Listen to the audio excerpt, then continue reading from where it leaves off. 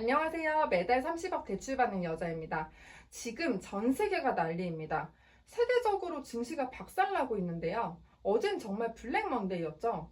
코스피 코스닥이 폭락하면서 서킷 브레이커가 발동이 되었고요.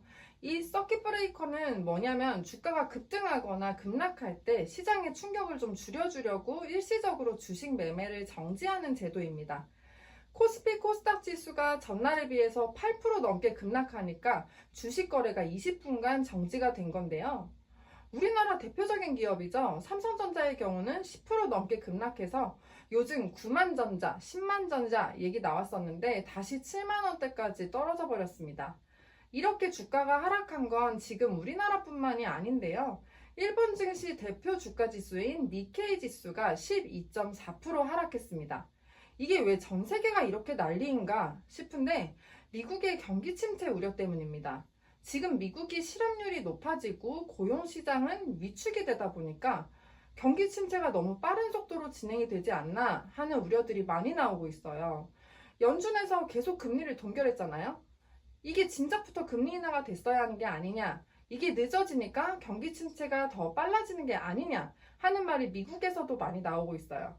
미국 연준에서 이번에 동결을 하면서 했던 말이 9월에는 금리 인하를 논의할 수 있을 것 같다, 이렇게 긍정적인 신호를 줬거든요.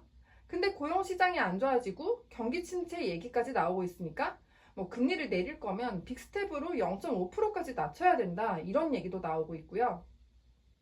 그래서 우리나라도 미국 따라서 금리가 내려가지 않을까? 보통 연준금리에서 영향을 많이 받으니까요. 연말에는 금리가 내려가겠지? 기대를 하는 분들이 꽤 계시더라고요. 사실 가계대출이 많이 늘어나서 정부에서 계속 은행 금리들을 좀 올리라고 압박 중이었거든요. 그래서 며칠 만에 막 0.2, 0.3%씩 금리가 올라갔고, 이제 요 근래 빠르게 진행하셔야 되는 분들은 그래서 급하게 좀 접수를 하기도 했는데요. 그럼 우리나라는 미국 따라서 기준금리 인하가 되느냐 마느냐, 그게 좀 중요하실 거잖아요. 여당이나 대통령실에서는 우리나라가 미국보다 선제적으로 기준금리를 내려야 한다 얘기를 하고 있습니다. 그렇지만 이게 금리만 볼 수 없잖아요.